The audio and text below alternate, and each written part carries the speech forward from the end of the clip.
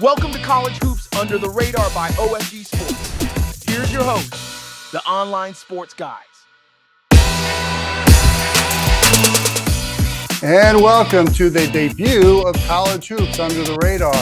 I'm John Wilkerson, and what we want to do is spotlight the mid-majors and the bubble teams in the major conferences, kind of show you what their resumes are like. And we're starting off in a league that I have a lot of respect for and love, the Missouri Valley Conference. And joining us is Dave Snell, the voice of the Bradley Braves, who are having a great year in the Valley this year.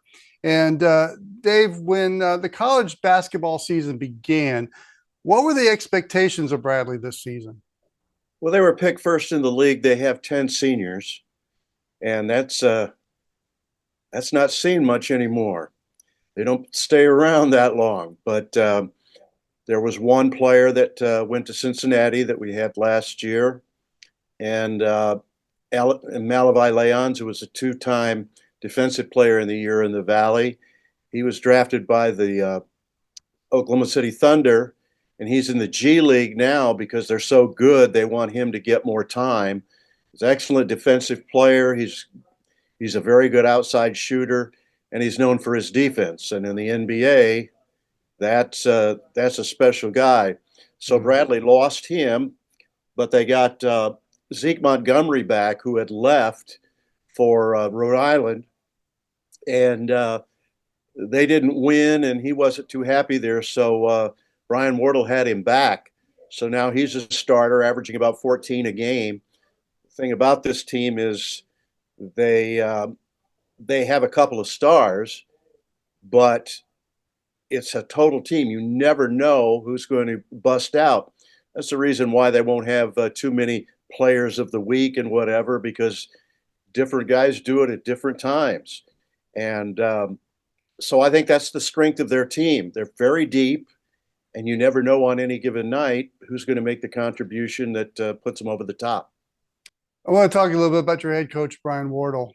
He's been there for a while. 10 years. And he's hauled home some championship hardware already to Peoria, Illinois. What's his secret sauce? What's his secret to success? He has, first of all, he built it with a team that won 5 games of the first season. So he started really from the ground up. But he has a knack for developing players.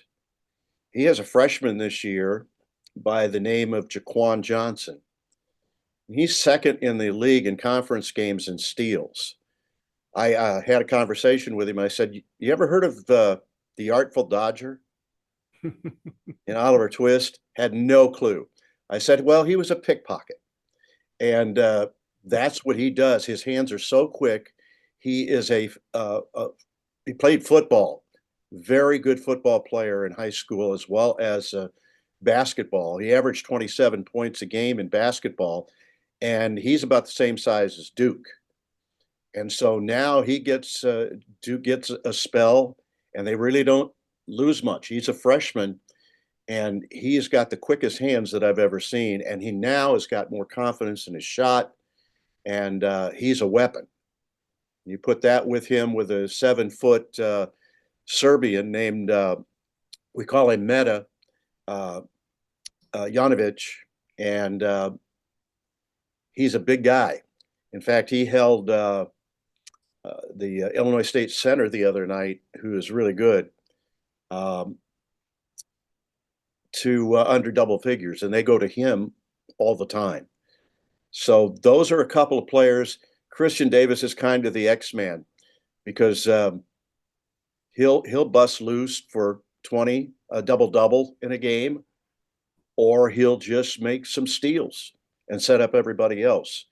So they're very balanced, and I think that's part of the keys. But anyway, you talked about Brian. Brian has a real knack of developing players. And if they can stay 4 or 5 or how many years now they're going to play, that's really his key. And he bases it all on defense. If you don't play defense, you can't play, no matter how good offensively you are. And they're the top the three-point shooting team in the country. And their defense is far and away better than anybody else in the Valley. And guarding the three, which is a real weapon now in college basketball. He sounds like he's got a lot of old school in him. He does. He played at Marquette and was a very, very good player. He was a leader. Usually you think of point guards as the leaders. Brian was really the leader of that team, and a natural leader. He has, I think, all of the best qualities all in one of all the coaches that I've worked with in my time at Bradley. Which you've been there since 1979, and there's been some good coaches that have come through Peoria. I want to talk about the league a little bit because Drake's right there on your heels, even though the Freeze family moved on. Northern Iowa and Belmont are challenging. Sadly, my alma mater, Missouri State's in last place, but we're a tough out, so watch out for the Bears. They played very well against the Braves. They did, and they played very well against the other night when I watched against Drake. Against Drake, yes, thank you. But how do you see the Valley playing out in February?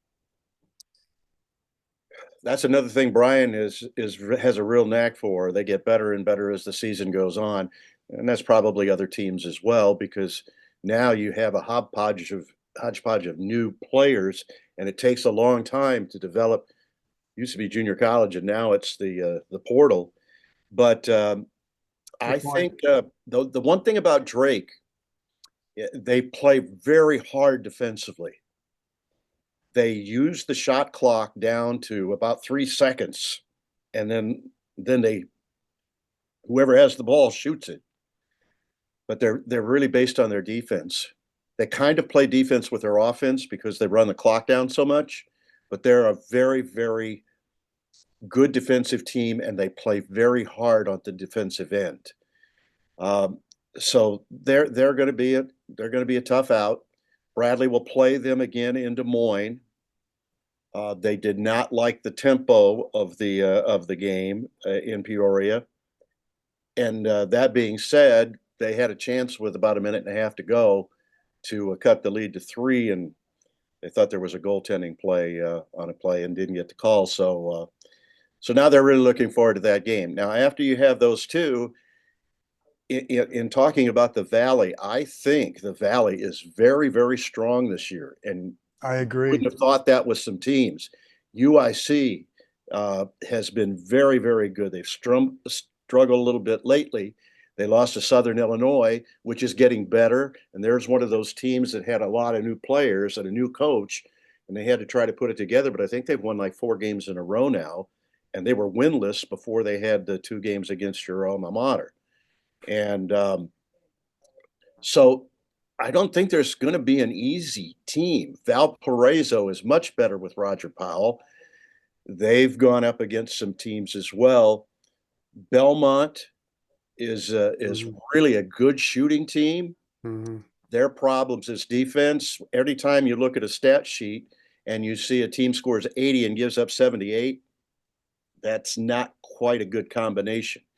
But Murray State can jump up and beat you. So there are a lot of teams that are much more competitive than I thought they would be at the beginning of the year. I thought there'd be a big gap in between the top 2 or 3. Northern Iowa on any given day. In fact, tonight or tomorrow night, Northern Iowa and Drake, and that's a big rivalry, just as it is with Bradley and Illinois State. Oh, it's on my radar screen. Yeah, anytime Coach Jacobson takes a team anywhere, they have a chance to win because he is so good. Drake is one that has a lot of players playing together that played in the Division II with at Northwest Missouri State, Missouri, yeah, and so they don't have that problem that some of the other teams do as far as gelling. They've already gelled. Yeah, they know what they're doing. Exactly. So, the Valley tournament is going to be crazy. It really will be. And that being said, I would be surprised if the Braves and the Bulldogs don't play a third game. That'd be fun, especially a great event like Arch Madness. Oh, it's terrific, and they run it so very They well. do. It's one of the top tournaments in the league. CBS has the game on in the championship, and Bradley won back to backs. And the first one, they trailed by most points ever behind at halftime and won the game. So you never know. There's No, no you safe. never know. Yeah. But the one of the things I love about college basketball, Dave, is the atmosphere. The fans can affect the outcome of the game. And Carver Arena was rocking on Saturday. Is that kind of what the atmosphere is like there, night in, night out? It is now because every game is on television. Yeah, It keeps a lot of people home. yeah. They don't want to pay for the parking. They don't want to fight the crowds. They they can get their own concessions. So there are a lot of things that go into the fact, and this is across the nation, really, except at your KUs and all in Kentucky and all the people that wait, that some of the Big Ten schools. But when there's a big game, like the Drake game a couple of years ago when they played for the championship at Carver Arena, 11-5 were there, Mhm. and nearly 10 the other day with Illinois State. And so basketball's crazy around here. It used to be very good in high school when you had only uh, two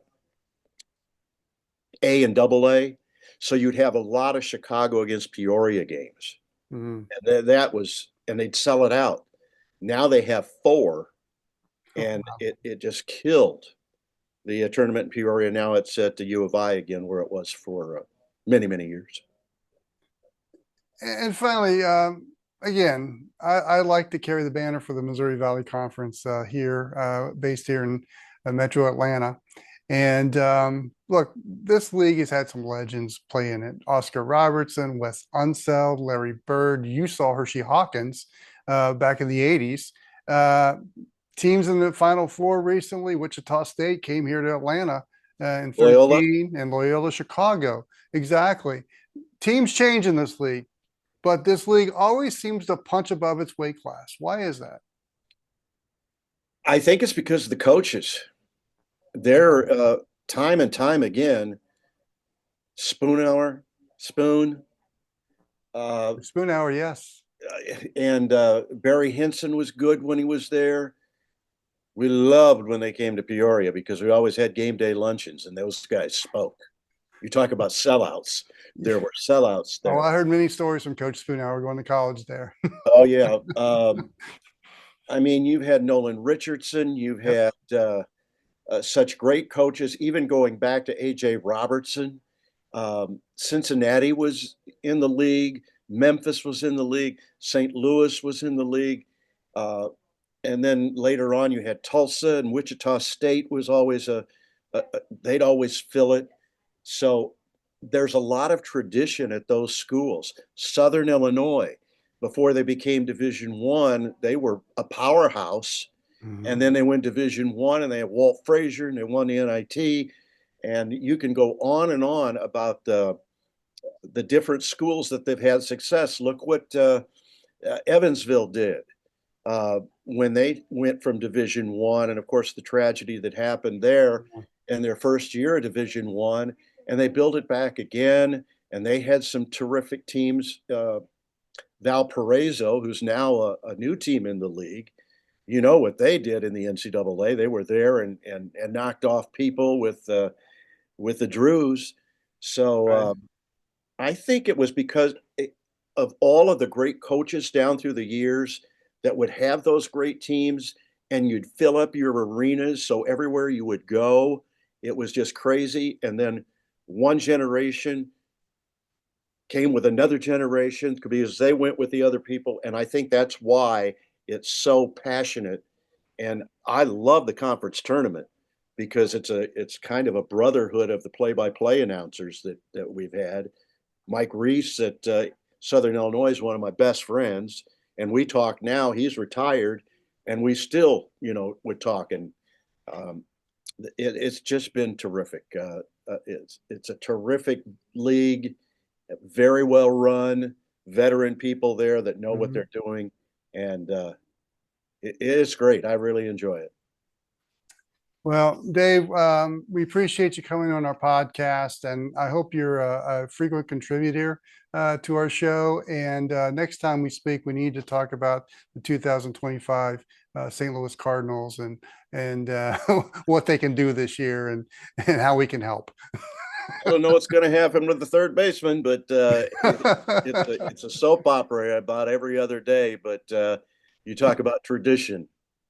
That's we've got a pretty good tradition with 11 world championships. Oh, yes. Oh, yes. Dave, John, great to talk with you. Good luck with the program, and thank I'll you. join you whenever you need me. All right. When we come back, we got other things to talk about in college basketball as College Hoops Under the Radar continues after this timeout. The online sports guys would love to hear from you. Check out our X page, formerly known as Twitter for a Rant. Comment or whatever is on your mind about college basketball. Now back to College Hoops Under the Radar. Here's your host, John Wilkerson. And once again, we want to thank Dave Snell, the voice of the Bradley Braves, for joining the Under the Hoops podcast. 46 years as the voice of the Bradley Braves. And he was off camera, or we were talking about, he was telling me some stories about some former coaches there, like Dick Versace and Stan Albeck. I mean, man, these are names I haven't heard in years. And the hair they had was fantastic. It's like Sly's hair now. Sly is our Dick Versace. Well, maybe they could move to Peoria. Yeah, of all places. Yeah. And one thing about Dick Versace, he's the only guy I know that could win a Barbara Bush lookalike contest. Whoa. Wow. Wow. See, I mean, you're top that one. Yeah. No, I mean, look, it's who had some of the best lettuce in the 80s when it came to The coaching? hair? Yeah, I mean, Eddie Sutton. Versace, you had. I know that story. You had Versace, you had Albeck. Oh gosh, who else? And I'm not talking. Oh, Lou Henson, come on! No, that was artificial. I was going to say it, but I was seeing if you would first. But that's artificial though. That's not. It doesn't matter. Gene Katie, come on! Oh, yeah. If you were going to go with one, you had to go with the other. Bobby Crimmins. Well, but now, is there any truth to the rumor that the second that Bobby Crimmins quit coaching, his hair went jet black? I can attest to that. No, since I was around him a lot when I started my ACC career. And the man could not say harpering to save his life. When he was talking about his star forward, it was always Matt Hopping. You could never get the 2 out of the 3 R's in there and say harpering. It was always Matt Hopping. Bobby Crimmins was a treasure, though. He was a great guy. All right, speaking of Bobby Crimmins, he coached in the ACC. Bobby Crimmins, yes. Let's transition to the ACC. And guys, as we're reaching a little past the midpoint of the college basketball season, that's the right now word starting to target into who's going to make the tournament. I really think the ACC is going to be lucky. I think there's 3 locks, but I think they're going to be very lucky to get a 4th team in. 3 is probably it. Right now, you look at Duke, Clemson, and Louisville as the locks to get in. Wake Forest has built a pretty good resume. I mean, they got the upset win over North Carolina recently, and they have a quad 1 win over Michigan. Really an upset. But really, it's a lot of mediocrity in that league. Wouldn't you agree? Well, living up near Syracuse, I'd love to take a quick tact on what's going on there. They're going through a season like what Louisville had last year. Yeah. And I mean, they're comparable in a lot of ways. I'm curious to see if Louisville obviously got it right in the offseason. I'm curious to see if Syracuse has the guts to do it right this offseason, because they have not had a season this bad, I don't know, since the Kennedy administration. I mean, this is awful. So that's what I'm living every day up here along with the Bills. Well, and for me, I look at it this way.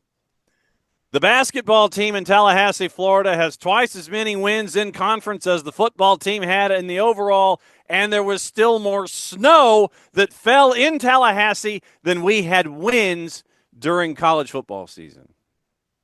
That's mid for you, brother. True. But, I look at Carolina. I Why? I watched them against Wake. Why? I did not recognize this Carolina team. Now, normally, maybe the starting five of North Carolina. Everybody seems to know the starting five of the Tar Heels. Warren Martin. There you go. Yeah, that's going back a ways. I could not name one of the starters for North Carolina, nor did I recognize them. And I think that kind of is the big picture item here in the ACC. There's just no star power. I mean, you think of some of the stars that came through that league. You start at the top of Michael Jordan, obviously. Never heard of him. But there was all sorts of star power in that league. And now, really, you can only point to Cooper Flagg at Duke as any kind of star power in that league. Sorry, I'm staring at wins and losses. Sly, go ahead. Oh, John, totally agree with you. That does not have the marquee vibe to it that it certainly had in the past. The other leagues, there are a lot of teams 8, 9 deep that look like legitimate tournament teams in the ACC. I don't know if it's NIL or what, but they certainly have fallen behind. All right, okay, so earlier this year, we saw Jim Larinaga pack it up at Miami. And before that, Tony Bennett at Virginia. Yeah. So, and Wilkie and I have gone round and round and round about, blame and who to blame and what's going on and what's going wrong and all that kind of stuff. So you look at those two schools just as, marquee names that have had runs in the past and in the recent past. Virginia, 9-11, 2-7. So that means that your cupcake schedule, baby, was 7-4 in Charlottesville. Now, Larinaga, 0-9 in conference, 0-9 at Miami. This sounds like when I was looking at Pat Kennedy wandering up and down a sideline, and Miami wasn't all that great. And you take out the 0-9, that means that your cupcake schedule, baby, was 4-7. Your cupcake schedule at the University of Coral Gables was 4-7. Quoting Vince Lombardi. What in the hell's going on around here? I mean, look at this conference. It is beige. This conference is beige. If you were looking for a color to represent the Atlantic Coast Conference in basketball, it's beige. It's vanilla. It's whatever you want to use. It is plain Jane, brother. It is the brown paper bag of lunches in conference basketball. You're looking at, you mentioned North Carolina, Wilkie, 13-8. So that means that. 13-8, but I don't see any quad one wins on that resume. And outside of conference, you're only two games. UCLA, that's about it. You're 2 games over 500 outside of conference. You are 7-5 outside of conference. SMU kind of the same, 9-2. Pitt 9-2 outside of conference. Cal in the overall 2 games above 500. Florida State 6 games over 500. You have 3, 6, 8. You've got 8 teams who are below 500 in the overall. I mean, and they're hemorrhaging in the ACC, playing against each other, knocking each other around. But you've got 8 teams. 8 teams in this 400-team conference slide that are below 500. It is beige in the ACC. Well, star power also goes with head coaches as well. And really, Jon Fox, you mentioned that Louisville got it right, bringing Pat Kelsey as their head coach. And he's an up-and-coming star in the profession. You got John Shire at Duke, who was handed the keys, and he hasn't wrecked the car yet at Duke. And Brad Brownell is really an underrated coach at Clemson. And he's been there for over 15 years, and he's had some really good teams, and now he's getting some really He's getting some teams that can make deep tournament runs. And so Clemson is benefiting for sticking with him all these years. But you look at some of the rest of the coaches in this league. I mean, Leonard Hamilton, he's probably seen his best days at Florida State come to pass. Syracuse, John, what's going on? Are people happy with Adrian Autry? Absolutely not. I mean, you could make the argument that when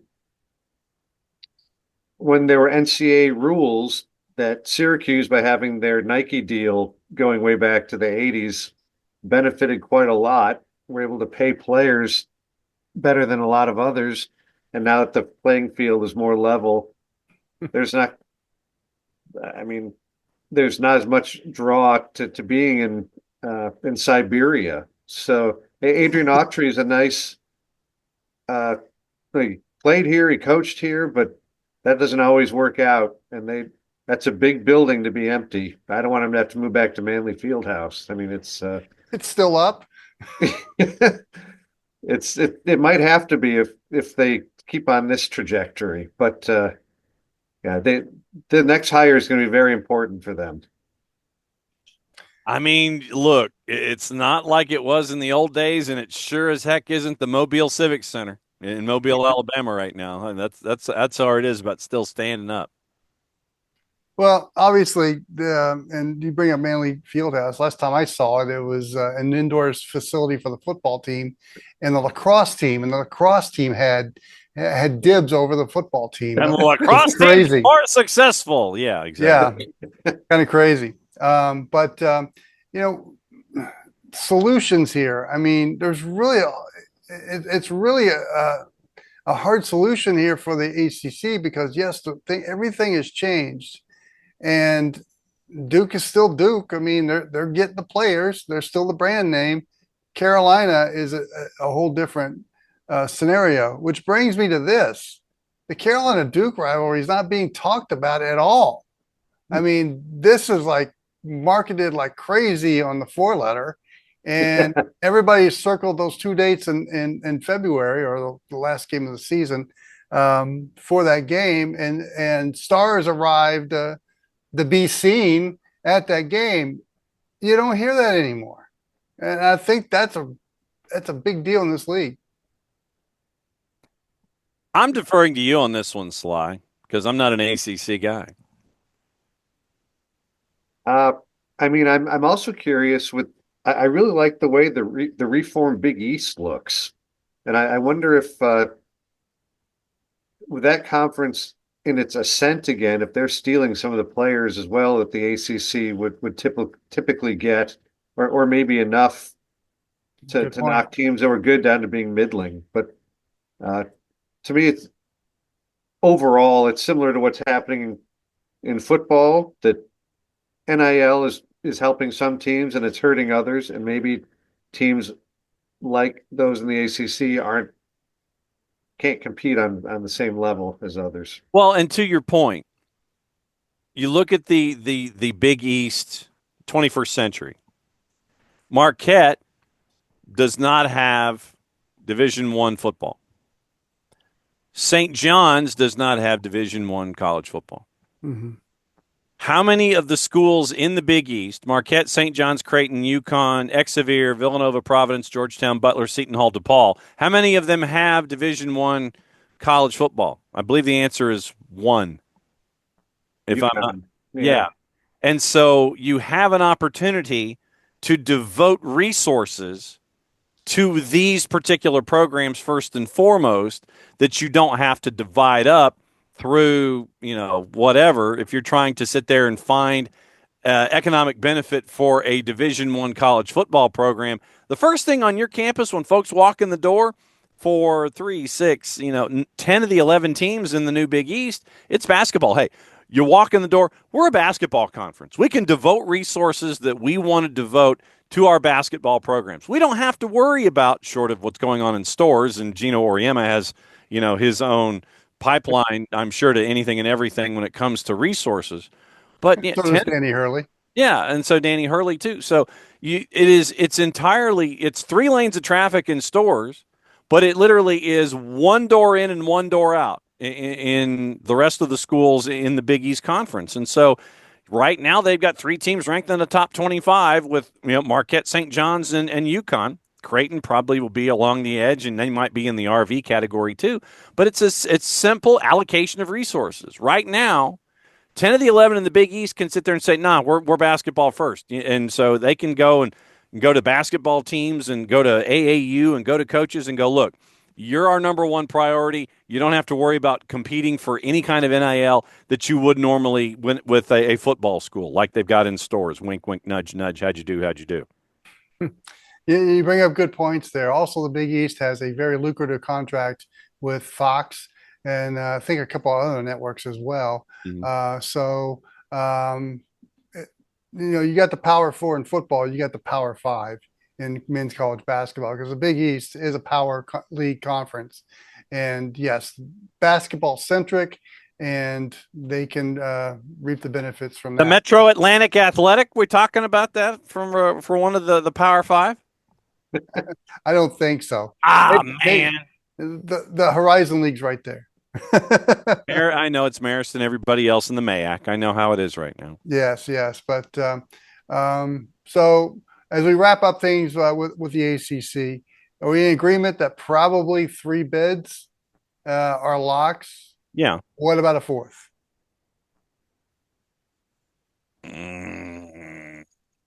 Hard to imagine them just getting 3. Yeah, I think something's going to have to happen in the tournament to one of the 3 that we're talking about. I think that, if a Duke or someone's going to have to make a run, and they would probably end up in Dayton as one of those seeds coming out of the block. Oh, come on. Dayton's lovely in mid-March. Hey, look, man, I've been there for the D3. I've been there for D3 regionals. And I went to O'Hare. I went to O'Hare Arena and watched Wittenberg and see what's going on there with the Horizon League women's tournament at O'Hare Arena. So I know all about Dayton, Ohio, sir. Well, the only team right now that would qualify for maybe making a midseason push would be Stanford. They won 3 in a row.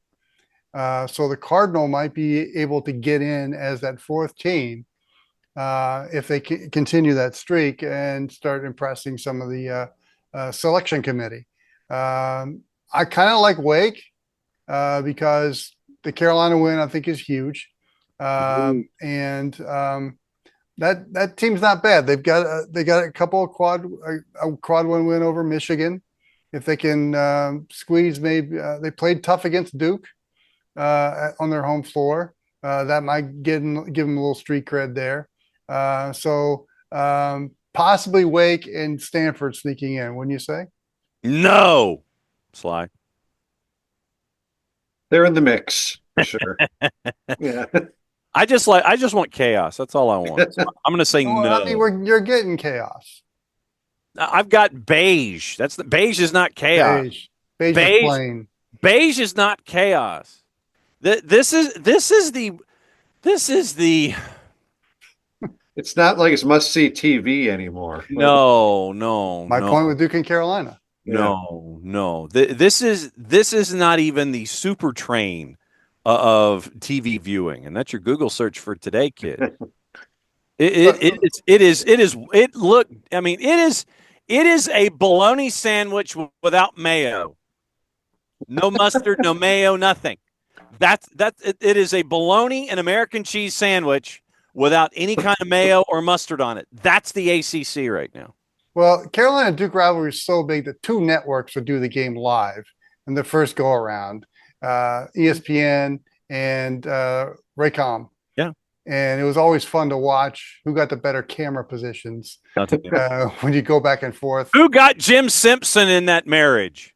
Yeah, and which camera was being shared by each network. That's how huge the Carolina Duke game is. Midcourt. Guys, any final thoughts? Bologna sandwich, American cheese, no mayo, no mustard. That's the ACC. I'm not going to better that. So. It is a banquet TV dinner that is right up against the expiration date. And it's not even the Salisbury steak one. It's the one that had the vegetable medley that you looked at and you overcooked because you couldn't figure out, okay, do I cut the film in the middle or do I peel the film off the edge? Yes, times have changed in ACC men's basketball. Well, we're glad that you're catching our podcast on whatever podcatcher you're listening to us, whether it be Spreaker, Spotify, iHeartRadio, Apple Podcast, whatever podcatcher you're catching us on. We're happy you're tuning in to College Hoops Under the Radar, our brand new college basketball podcast we're bringing to you by OSG Sports. And please go to our Twitter page at OSG Sports for a comment. Or we also are on Instagram and TikTok. All the social meds, as the kids say. Yeah, all the social meds. So for Jon Fox, for Jon Nelson, I'm John Wilkerson. Thanks for listening. So long, everyone, and enjoy the games this weekend. Bologna and cheese sandwich. Please like and subscribe.